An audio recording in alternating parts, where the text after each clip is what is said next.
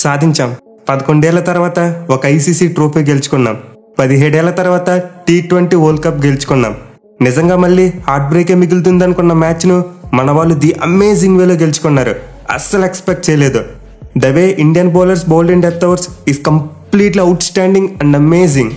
Especially Hardik Pandya, వాడే man, వాడే clutch player. మన టీమిండియా ఆల్మోస్ట్ ఓడిపోయింది అనుకున్న టైంలో బౌలింగ్కి వచ్చాడు, క్లాస్ అండ్ వికెట్ తీశాడు, and then game is completely changed.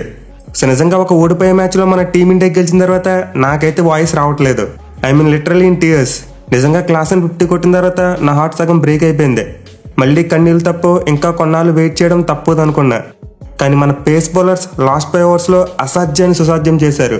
బౌమర్ అయితే for me is the man of the tournament. ఇంకా కళ్ళు మూసుకుని అతనికి man of the tournament award ఇచ్చేయండి. నిజంగా ప్రజెంట్ వరల్డ్ క్రికెట్లో గోట్ అంటే అతనే, ఇంకెవ్వరూ కాదు. ఐ మీన్ మిగతా వాళ్ళు తమకు అనుకూలంగా ఉన్న కండిషన్స్లో పెర్ఫామ్ చేస్తారు, బట్ బుమ్రా మాత్రం is a very special guy. అసలు ఒక బౌలింగ్ మిషన్కి ఎంత యాక్యురసీ ఉంటుందో అంతకంటే డబుల్ యాక్యురసీ బుమ్రా దగ్గర ఉంది. అండ్ హర్దీప్ సింగ్ చూసుకొని ఈ మ్యాచ్లో అసలు మైండ్ పోయే బౌలింగ్ చేశాడు. ఒకసారి ఏషియా కప్లో అతను ఒక క్యాచ్ డ్రాప్ చేశాడని చెప్పి చాలా ట్రోల్ చేశాం. అండ్ హార్దిక్ పాండ్యా చూసుకున్న 1 మంత్ బ్యాక్ బేభత్సంగా ట్రోల్స్ ఫేస్ చేశాడు. బట్ ఇప్పుడు వీళ్ళే మన టీమిండియాకు వరల్డ్ కప్ను గెలిపించారు. సో నిజంగా నాకు గట్టిగా మాట్లాడదామన్నా సరే వాయిస్ రావట్లేదు. అసలు ఎక్కడ మ్యాచ్ ఎక్కడికి వచ్చింది, ఒక డ్రీమ్లా జరిగిపోయింది. సో ఆల్ ఇంపార్టెంట్ మ్యాచ్లో మన టీమిండియా టాస్ గెలిచి ముందుగా బ్యాటింగ్ తీసుకుంది. అండ్ స్టార్ట్ చూసుకుంటే ఫస్ట్ ఓవర్లోనే విరాట్ కోహ్లీ 3 4లు కొట్టాడు. అండ్ సెకండ్ ఓవర్లో చూసుకున్న రోహిత్ శర్మ వెంటనే 2 4s కొట్టాడు. సో ఈ స్టార్ట్ చూసిన తర్వాత ఒక రకమైన పూనకాలు వచ్చాయి. బట్ వెంటనే మన టీమిండియాకి షాక్ మీద షాకులు తగిలాయి. అదే ఓవర్లో రోహిత్ శర్మ అవుట్ అయిపోయాడు. అండ్ దెన్ రిషబ్ పంత్ చూసుకుంటే అతను లో ఫుల్ టస్ బాల్ నాలేక డక్అవుట్ అయిపోయాడు. దీంతో మన టీమిండియా ఒక్కసారిగా ట్రబుల్లోకి వెళ్ళిపోయింది. ఫస్ట్ ఓవర్స్లో 23 రన్స్ వచ్చినప్పటికీ 2 వికెట్స్ కోల్పోయారు. కొన్న తర్వాత కోలుకున్నారంటే లేదు. నెక్స్ట్ సూర్యకుమార్ యాదవ్ 3 రన్స్ చేసి మాత్రమే అవుట్ అయిపోయాడు. సో మన టీమిండియా కేవలం 4.3 ఓవర్స్లో 34 రన్స్ మాత్రమే చేసి 3 వికెట్స్ కోల్పోయింది. అండ్ ఈ టైంలో చూసుకుంటే obviously 2023 world cup final vibes అయితే వచ్చాయి నాకు. ఎస్పెషల్లీ 3 వికెట్లు పడిన తర్వాత ఒక ఎండ్లో విరాట్ కోహ్లీ కంప్లీట్లీ షెల్ మోడ్లోకి వెళ్ళిపోయాడు. వరుసగా 37 బాల్స్ ఒక్క బౌండరీ కొట్టకుండా ఆడాడు. So obviously Virat Kohli end నుంచి అయితే కేవలం సింగిల్స్ మాత్రమే వచ్చాయి. కానీ అదర్ ఎండ్లో అక్షర్ పటేల్ అసలు ఏమన్నా ఇన్నింగ్స్ ఆడాడా. నిజంగా తన ఇన్నింగ్స్ మన టీమిండియా తరపున ఈ ఫైనల్ మ్యాచ్లో ది బెస్ట్ ఇన్నింగ్స్ అని చెప్తా. ఎందుకంటే is completely under the pump. ఒక ఎండ్లో విరాట్ కోహ్లీ బ్యాట్ నుంచి సింగిల్స్ తప్పితే ఇంకేమీ రావట్లేదు. అండ్ అదర్ సైడ్ చూసుకుంటే మన టీమిండియా 3 వికెట్లు కోల్పోయింది. అక్షర్ పటేల్ ఏమో పుష్ చేసి నెంబర్ 5లో బ్యాటింగ్కి పంపారు. సో ఇలాంటి టైంలో అతను కావాలనుకుంటే ఏదో ఒక ర్యాష్ షాట్ ఆడేసి అవుట్ అయిపోవచ్చు. ఐ మీన్ అతను ప్రమోట్ చేసింది హిట్టింగ్ చేయడానికే. బట్ అక్షర్ పటేల్ సిచ్యువేషన్ అర్థం చేసుకున్నాడు. తన రోల్ ఏంటో క్లియర్గా తెలుసుకున్నాడు. బ్లైండ్గా హిట్టింగ్ చేయకుండా సౌత్ ఆఫ్రికా స్పిన్నర్స్ని టార్గెట్ చేశాడు. అండ్ గెస్ వాట్, ఒక ఎండ్లో విరాట్ కోహ్లీ స్ట్రక్ అయిపోతే అదర్ ఎండ్ అక్షర్ పటేల్ మన టీమిండియా స్కోర్ బోర్డును ముందుకు నడిపించాడు. ఆల్మోస్ట్ స్పిన్నర్స్ బౌలింగ్ చేసిన ప్రతిసారి కూడా ఓవర్కు 6 కొడుతూ మన టీమిండియా రన్ రేట్ను పడిపోకుండా చూసుకున్నాడు.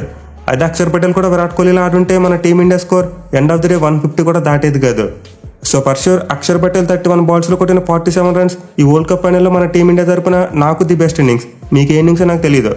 సో కోహ్లీతో కలిసి అతనైతే 54 బంతులు 72 పరుగుల పార్ట్నర్షిప్ నెలకొల్పాడు. అండ్ ఈ పార్ట్నర్షిప్ మన టీమిండియా కంబ్యాక్ చేసేలా చేసింది. ఇన్ఫాక్ట్ డెత్ ఓవర్స్లో అగ్రెసివ్గా ఆడేందుకు ఒక మంచి ప్లాట్ఫామ్ని సెట్ చేసింది. బట్ ఏమో అక్షర్ పటేల్ అవుట్ అయిన తీరైతే కాస్త డిసప్పాయింటింగ్. అతను కాస్త చురుగ్గా టన్నే ఫాస్ట్గా క్రీజ్లోకి వచ్చుంటే బతికిపోయేవాడు. బట్ క్వింటన్ డీకాక్ త్రో చేయడం అనుకుని కొంతవరకు స్లోగా మూవ్ అయ్యాడు. బట్ డీకాక్ మాత్రం స్పాట్ ఆన్, నిజంగా మైండ్ బ్లోయింగ్ రన్అట్ చేశాడు. ఇన్ఫాక్ట్ ఈ మ్యాచ్లో South Africa fielding top match. Anyway Akshar Patel out అయినా ఆ తర్వాత దూబే వచ్చే మూమెంటంని క్యారీ చేశాడు. కేవలం 16 బంతుల్లోనే 27 పరుగులు చేశాడు. నిజంగా వరల్డ్ కప్లో ఘోరంగా ఫెయిల్ అయిన దూబే ఫైనల్ మ్యాచ్లో మాత్రం ఒక అమూల్యమైన ఇన్నింగ్స్ ఆడాడు. అతను 169 స్ట్రైక్ రేట్తో కొట్టిన 27 రన్స్ అబ్సల్యూట్లీ గోల్డ్. మెయిన్ అక్షర్లాని దూబే కూడా ఒక ఎండ్లో విరాట్ కోహ్లీ సింగిల్స్ తీస్తుంటే అతను రిస్క్ తీసుకుని షాట్లు ఆడాడు. సో నిజానికి మిడిల్ ఓవర్స్లో మన టీమిండియాని క్యారీ చేసిందే అక్షర్ పటేల్ మరి శివం దూబే. వీళ్ళిద్దరు నాక్స్ వల్లే మన టీమిండియా కోలుకోగలిగింది. సో మిడిల్ ఓవర్స్లో విరాట్ కోహ్లీ దగ్గర నుండి అయితే అక్కడ కూడా ఇంటెంట్ కనిపించలేదు. కేవలం సింగిల్స్ మీద మాత్రమే ఫోకస్ చేశాడు. అసలు రిస్క్ తీసుకుని బౌండరీస్ కొట్టేందుకు ఎక్కడ కూడా ట్రై చేయలేదు. దీనివల్ల అతను హాఫ్ సెంచరీ చేయడానికి ఏకంగా 48 బాల్స్ పట్టాయి. బట్ ఎనివే 50 కంప్లీట్ అయిన తర్వాత విరాట్ కోహ్లీ యాక్సలరేట్ చేశాడు. ఓవర్ నెంబర్ 18 మరి ఓవర్ నెంబర్ 19 ఈ 2 ఓవర్స్లో 2 6లు మరి 2 4లు కొట్టాడు. దీంతో మన టీమిండియాకు ఆ మొమెంటం దొరికింది. రబడ వేసిన 18 ఓవర్లో 16 పరుగులు వచ్చాయి. అండ్ ఎన్సెన్ వేసిన 19 ఓవర్లో 17 పరుగులు వచ్చాయి. సో 2 ఓవర్స్ వల్ల మన టీమిండియా స్కోర్ ఆ 170 మార్కును టచ్ చేయగలిగింది. ఈవెన్ మన వాళ్ళకి లాస్ట్ ఓవర్లో 9 పరుగులు మాత్రం వచ్చినప్పటికీ ఓవరాల్గా 176 పరుగులు చేయగలిగారు. అండ్ ఒక వరల్డ్ కప్ ఫైనల్ మ్యాచ్లో చూసుకుంటే ఒక టీం కొట్టిన హైయెస్ట్ టోటల్ ఇదే. సో విరాట్ కోహ్లీ అయితే 50 కొట్టే వరకు స్లోగానే ఆడినప్పటికీ ఆ తర్వాత మాత్రం కావాల్సిన యాక్సలరేషన్ తీసుకొచ్చాడు. ఓవరాల్గా 59 బంతుల్లో 76 పరుగులు చేశాడు. అండ్ ఇదైతే ఖచ్చితంగా ఒక వాల్యుబుల్ ఇన్నింగ్స్ అనే చెప్పుకోవచ్చు. మెయిన్లీ ఒక ఎండ్లో నేనున్నాను, మీరు టెన్షన్ పడకండి అనే భరోసా ఇచ్చి ఇన్నింగ్స్ ఇదే. ఇక సౌత్ ఆఫ్రికా బౌలింగ్ విషయానికి వస్తే నోకియా స్పాట్ ఆన్, నిజంగా అద్భుతమైన బౌలింగ్ చేశాడు. 4 ఓవర్స్లో 26 రన్స్ మాత్రమే ఇచ్చి 2 వికెట్స్ తీసుకున్నాడు. అలాగే మహారాజ్ చూసుకున్న 3 ఓవర్స్లో 23 రన్స్ ఇచ్చి 2 వికెట్స్ తీసుకున్నాడు. ఈవెన్ మార్క్రమ్ మరియు షామ్సీ కూడా బిలో 9 ఎకానమీతోనే బౌలింగ్ చేశారు. సో చివరిలో రబాడా మరియు మార్క్ హెన్సన్ మాత్రమే కాస్త ఎక్స్పెన్సివ్గా ప్రూవ్ అయ్యారు. మెయిన్లీ మార్క్ హెన్సన్ 4 ఓవర్స్లో 49 రన్స్ ఇచ్చాడు. బట్ మన స్పిన్నర్స్ బౌలింగ్తో పోల్చుకుంటే సౌత్ ఆఫ్రికా స్పిన్నర్స్ చాలా మెరుగ్గా బౌలింగ్ చేశారు. సో చివరిలో 2 పెద్ద ఓవర్స్ రాకపోయి ఉంటే ఖచ్చితంగా సౌత్ ఆఫ్రికా టీం మన టీమిండియాను 160 లోపే కట్టడి చేసి ఉండేది.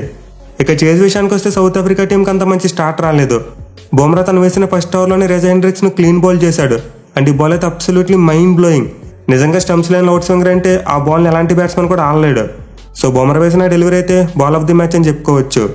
అండ్ హర్షదీప్ సింగ్ తను వేసిన 2 ఓవర్లో మార్క్రమ్ వికెట్ తీశాడు. దీంతో సౌత్ ఆఫ్రికా టీం 12 పరుగులకే 2 వికెట్లు కోల్పోయింది. సో ఈ టైంలో అయితే మన ఇండియన్ ఫ్యాన్స్ అంతా పంపుడప్, ఇంకా మన వాళ్ళు మ్యాచ్ గెలిచేస్తారు, అంతలేదు ఇంత కాదనుకున్నాం. కానీ సరిగ్గా ఈ టైంలో south Africa batsmen fight back చేయడం మొదలుపెట్టారు. ఎస్పెషల్లీ మన స్పిన్నర్స్ను మామూలుగా కౌంటర్ అటాక్ చేయలేదు. సో కష్టాల్లో ఉన్న సౌత్ ఆఫ్రికా టీంని డీకాక్ మరియు స్టబ్స్ ఇద్దరు కూడా ఆదుకున్నారు. ఎస్పెషల్లీ వీళ్ళిద్దరి మధ్య పార్ట్నర్షిప్ చాలా మంచి స్ట్రైక్ రేట్తో వచ్చింది. స్టబ్స్ 21 బంతులు 31 పరుగులు చేశాడు. అండ్ డీకాక్ తీసుకుంటే ఒక ఎండ్లో పాతికిపోయాడు. అచ్చం మనకి విరాట్ కోహ్లీ ఎలా బ్యాటింగ్ చేశాడో అతను కూడా అలానే బ్యాటింగ్ చేశాడు. సో ఇద్దరు కలిసి అయితే 3వ వికెట్కి 58 పరుగుల పార్ట్నర్షిప్ నెలకొల్పారు. అండ్ ఈ పార్ట్నర్షిప్ వెళ్తున్నంతసేపు గుండెగాలు గులాబ్జామ్ అయిపోయాయి. ఇదేంట్రా బాబు ఇలా తగులుకున్నారని చెప్పి అనిపించింది. బట్ అక్షర్ పటేల్ 9వ ఓవర్లో క్రూషియల్ బ్రేక్ త్రూ అందించాడు. సో వికెట్ పడిన తర్వాత అయితే మన టీమిండియా కంబ్యాక్ చేస్తుంది అనుకున్నాం. బట్ రివర్స్లో జరిగింది. హెన్రిక్ క్లాసెన్ బ్యాటింగ్ వచ్చిన తర్వాత మన టీమిండియా పరిస్థితి ఎలా తయారైందంటే పెనం నుంచి పోలేపడినట్టు అయింది. ఎందుకంటే మ్యాన్ క్లాసెన్ అసలు ఏం బ్యాటింగ్ చేశాడు భయ్యా. నిజంగా లిటరల్లీ 140 కోట్ల మంది గుండెగాలతో ఒక ఆట ఆడుకున్నాడు. అసలు అతను బ్యాటింగ్ చేస్తుంటే ఏదో ఉప్పల్ స్టేడియం హైవే రోడ్ మీద అన్నట్టు అనిపించింది నాకు. కేవలం 27 బంతుల్లోనే 52 పరుగులు చేశాడు. మెయిన్ అక్షర్ పటేల్ వేసిన 15 ఓవర్లు అయితే విధ్వంసం, కంప్లీట్లీ గేమ్ని మార్చేశాడు. ఓవర్ ముందు వరకు మన టీమిండియా కాస్తూ కూస్తూ గేమ్లో ఉందనుకున్నాం. బట్ అక్షర్ పటేల్ వేసిన ఓవర్లో అతను 2 సిక్స్లు మరియు 2 ఫోర్లు కొట్టాడు. దీంతో ఒక్క ఓవర్లోనే ఏకంగా 24 రన్స్ వచ్చాయి. అండ్ నిజం చెప్పాలంటే ఓవర్ తర్వాత నేను సగం చచ్చిపోయాను. లిటరలీ హార్ట్ బ్రేక్ అయిపోయినంత పని అయ్యింది. ఎందుకంటే ఓవర్ తర్వాత ఈక్వేషన్ చూసుకుంటే సౌత్ ఆఫ్రికా టీం 30 బంతులు 30 పరుగులు కొట్టాలి. అండ్ క్లాస్ని చూసుకుంటే 23 బంతుల్లోనే 50 కొట్టేశాడు. మెయిన్లీ T20 వరల్డ్ కప్ ఫైనలిస్టులు ఇప్పటివరకు ఏ బ్యాట్స్మెన్ కూడా ఇంత ఫాస్ట్గా 50 కొట్టలేదు. సో క్లాస్ దెబ్బకైతే మనం మటాష్ అనుకున్నాం. బట్ అప్పుడు మొదలైంది అయ్యా ఫైట్ బ్యాక్. బుమ్రా వచ్చాడు, 16వ ఓవర్లో బ్రిలియంట్ బౌలింగ్ చేశాడు. కేవలం 4 పరుగులు మాత్రం ఇచ్చాడు. And then next over Hardik Pandya, the man, the myth, the game changer, the clutch player, ఏదైనా చెప్పుకోండి. నిజంగా ఓవర్లో అతను కనుక క్లాసన్ అవుట్ చేయకపోయి ఉంటే ఈ పాటికి మనం ఏడుస్తూ కూర్చునే వాళ్ళం. సో హార్దిక్ అయితే ఒక మంచి స్లోవర్ బాల్తో క్లాసన్ వికెట్ తీశాడు. And guess what, south Africa known for choking. వాళ్ళు వెంటనే మొదలు పెట్టేశారు. కంప్లీట్లీ ప్రెజర్ ఫీల్ అయ్యారు. అప్పటి వరకు మన చూపులో కనిపించిన ఆ టీం అంతా ఒక్కసారిగా డీలా పడిపోయింది. ఇన్ఫాక్ట్ డెత్ ఓవర్స్లో ఆ టీం ఒక్క బౌండరీ కూడా కొట్టలేదంటే మీరు అర్థం చేసుకోవచ్చు వాళ్ళు ఎంత బేవచ్చంగా చోక్ చేశారు అనేది. సో హార్దిక్ వేసిన 17 ఓవర్లో క్లాసన్ వికెట్ పడడంతో కూడా 4 పరుగులు మాత్రం వచ్చాయి. And then Bumrah the GOAT 18 ఓవర్లో చించి పడేశాడు. సౌత్ ఆఫ్రికా టీం మ్యాచ్ గెలవాలంటే 18 బంతులు 22 పరుగులు చేయాలి. అండ్ ఇలాంటి టైంలో మన టీమిండియాకి ఒక ఫెంటాస్టిక్ ఓవర్ కావాలి. ఎగ్జాక్ట్లీ బుమ్రా అదే డెలివరీ చేశాడు. 18 ఓవర్లో బాల్ తీసుకుని కేవలం 2 పరుగులు మాత్రమే ఇచ్చాడు. అండ్ ఆల్సో ఇన్సన్ అవుట్ చేశాడు. సో హార్దిక్ పాండ్యా ఒక గేమ్ చేంజింగ్ ఓవర్ వేసిన తర్వాత దాన్ని బ్యాక్ చేస్తూ బుమ్రా మరో గేమ్ చేంజింగ్ ఓవర్ వేశాడు. దీంతో మ్యాచ్ కంప్లీట్లీ టర్న్ అయిపోయింది. క్లాసన్ అవుట్ కాకముందు వరకు సౌత్ ఆఫ్రికా విన్ పర్సెంటేజ్ చూసుకుంటే 98 వరకు ఉంది. వాళ్ళు ఈజీగా మ్యాచ్ గెలుస్తారనుకున్నాం. బట్ ఈ 3 ఓవర్స్ ఏవైతే ఉన్నాయో మన టీమిండియాని గేమ్లోకి తీసుకొచ్చాయి. అండ్ 19th ఓవర్లో చూసుకున్న Harshdeep Singh mind blowing bowling, కేవలం 4 పరుగులు మాత్రం ఇచ్చాడు. ఎస్పెషల్లీ లాస్ట్లో 2 యార్కర్స్ వేశాడు. అవి అయితే అబ్సల్యూట్లీ మ్యాడ్నెస్. సో 19th ఓవర్లో కూడా కేవలం 4 రన్స్ మాత్రం వచ్చాయి. దీంతో సౌత్ ఆఫ్రికా టీం కప్పు గెలవాలంటే లాస్ట్ ఓవర్లో 16 పరుగులు కొట్టాలి. సో ఇలాంటి టైంలో ఖచ్చితంగా బౌలింగ్ టీంకి అడ్వాంటేజ్ ఉంటుంది. బట్ సౌత్ ఆఫ్రికా దగ్గర ఇంకా మిల్లర్ ఉన్నాడు. అతను ఏదైనా మ్యాజిక్ చేస్తాడేమో అని చెప్పి doubt. And last over first ball చూసుకుంటే హార్దిక్ పాండ్యా ఫుల్ టాస్ వేశాడు. గాల్లోకి లేచింది, గుండెకే పగిలింది అనుకున్నాం. కానీ ఇలాంటి టైంలో బౌండరీ లైన్ దగ్గర సూర్యకుమార్ యాదవ్ వాడే క్యాచ్, వాడే గేమ్ చేంజింగ్ క్యాచ్. ఈ మ్యాచ్లో అతను బ్యాట్తో ఫెయిల్ అయినప్పటికీ దాన్ని మర్చిపోయేలా నిజంగా ఒక అబ్సల్యూట్ స్క్రీమర్ తీసుకున్నాడు. అసలు అంత ప్రెజర్ సిచ్యువేషన్లో బౌండరీ లైన్ దగ్గర అలాంటి క్యాచ్ తీసుకోవడం అంటే మామూలు విషయం కాదు. సో డెఫినెట్గా అయితే ఈ మ్యాచ్కి ది బెస్ట్ క్యాచ్. ఇన్ఫాక్ట్ ఈ క్యాచ్ కాస్త ఏమాత్రం అటు ఇటు అయినప్పటికీ మనం డెఫినెట్లీ ఓడిపోయి ఉండేవాళ్ళం. ఎందుకంటే మిల్లర్కి మ్యాచ్ని ఫినిష్ చేయగలిగే ఎబిలిటీ ఉంది. సో చివరిలో అయితే స్కై నిజంగా ఒక మైండ్ బ్లోయింగ్ క్యాచ్ తీసుకున్నాడు. అండ్ దెన్ హార్దిక్ పాండ్యా ఒక 4 ఇచ్చినప్పటికీ ఆ తర్వాత టైలెండర్స్కి చాలా చక్కగా బౌలింగ్ చేశాడు. ఏమాత్రం ఓవర్గా ట్రై చేయకుండా చాలా సింపుల్గా బౌలింగ్ చేసి మ్యాచ్ని గెలిపించి పెట్టాడు. సో మన టీమిండియా పేసర్స్ వేసిన లాస్ట్ 5 ఓవర్స్ అయితే నిజంగా గేమ్ని కంప్లీట్లీ మార్చేశాయి. మెయిన్లీ బుమ్రా మ్యాచ్లో కేవలం 4 ఓవర్స్లో 18 పరుగులు మాత్రం ఇచ్చి 2 వికెట్లు తీసుకున్నాడు. అండ్ హర్షదీప్ సింగ్ తీసుకున్న 4 ఓవర్స్లో 20 రన్స్ మాత్రం ఇచ్చి 2 వికెట్స్ తీసుకున్నాడు. ఈవెన్ హార్దిక్ పాండ్యా తీసుకున్న తన ఫస్ట్ ఓవర్లో కాస్త ఎక్కువ రన్స్ ఇచ్చినప్పటికీ ఆ తర్వాత కంబ్యాక్ చేశాడు. నిజంగా తను వేసిన నెక్స్ట్ ఓవర్స్ గేమ్ని గెలిపించి పెట్టే. ఓవరాల్గా 3 ఓవర్స్లో 20 రన్స్ మాత్రం ఇచ్చి 3 వికెట్స్ తీసుకున్నాడు. సో ఈ మ్యాచ్లో అయితే మన spinners completely out played. In fact Kuldeep Yadav చూసుకుంటే ఏకంగా 4 ఓవర్స్లో 45 రన్స్ ఇచ్చాడు. అండ్ జడేజా యాజ్ యూజువల్గా రన్స్ ఇచ్చాడు. ఈవెన్ అక్షర్ పటేల్ కూడా ఒక వికెట్ తీసినప్పటికీ ఆ క్లాస్ అండ్ దెబ్బకి ఒక ఓవర్లో 24 పరుగులు సమర్పించుకున్నాడు. సో ఈ మ్యాచ్లో సౌత్ ఆఫ్రికా స్పిన్నర్స్తో పోల్చుకుంటే మన స్పిన్నర్స్ చాలా వరస్ట్గా బౌలింగ్ చేశారు. Mainly captain Rohit Sharma captaincy కూడా అంత అప్ టు ద మార్క్ లేదు. కొంతవరకు డిపెండింగ్ వల్ల క్యాప్టెన్సీ చేశాడు.